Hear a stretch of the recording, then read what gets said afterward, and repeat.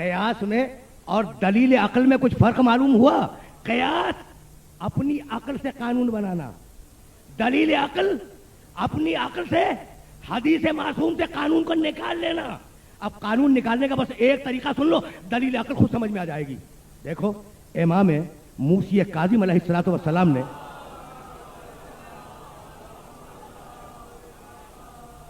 ایک روایت میں ارشاد فرمایا ہے کہ اللہ نے ہفتے میں 35 نمازیں واجب کی ہیں. کتنی نمازیں واجب ہیں ہفتے میں؟ 35. اب یہ بھی کوئی بتانے کی بات تھی؟ دیکھو ایک طرف امامت ثابت ہوگی، دوسری طرف دلیل عقل ثابت ہوگی. بھائی سنتے رہنا. ایک طرف امام کی امامت ثابت ہوگی اسی حدیث سے، اور دوسری طرف دلیل عقل ثابت ہوگی. وہ ابھی عرض کرنا چاہ رہا ہوں، اللہ نے ہفتے میں 35 نمازیں بندوں پر واجب کی ہیں. ہو گئی نا روایت؟ 1000 سال سے بڑے بڑے علماء اعتراض کرتے آ رہے ہیں کہ یہ ائمہ اثنا عشر کے یہ امام عجیب تھے کہ جو بات ہمیں پہلے سے معلوم ہے وہ بتلا رہے ہیں.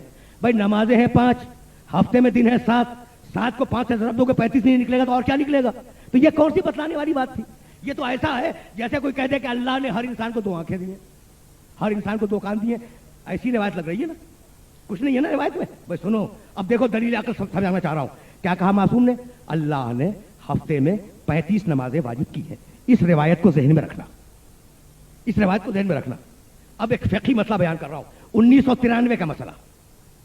دیکھو 1993 کا مسئلہ ہے، یہ 1000 سال پرانا نہیں، لیٹسٹ مسئلہ ہے. آج کا مسئلہ جو بیان کر رہا ہوں، کراچی ایئرپورٹ پہ تم پہنچے، صبح کی نماز کا وقت ہوا اور تم نے ایئرپورٹ پہ نماز پڑھی، صبح کی پڑھ لی، اور قاہرہ جانے کے لیے طیارے میں سوار ہو گئے، اور قاہرہ جانے کے لیے طیارے نے ٹیک آف کیا، اور جب قاہرہ پہ لینڈ کیا طیارہ تو اس وقت وہاں صبح کی نماز کا وقت ہوا.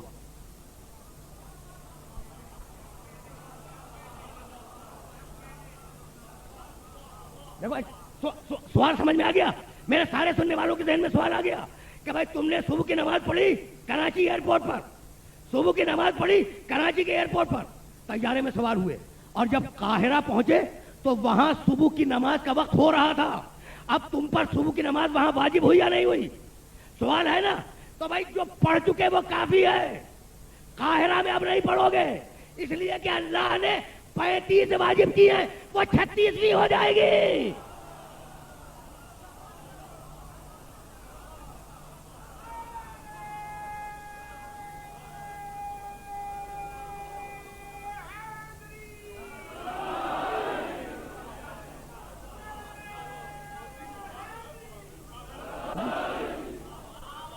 عجیب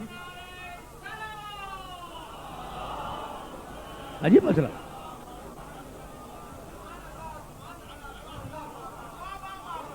عجیب مسئلہ ہے نا. وہ 36ویں نماز ہو جائے گی اور باطل ہے.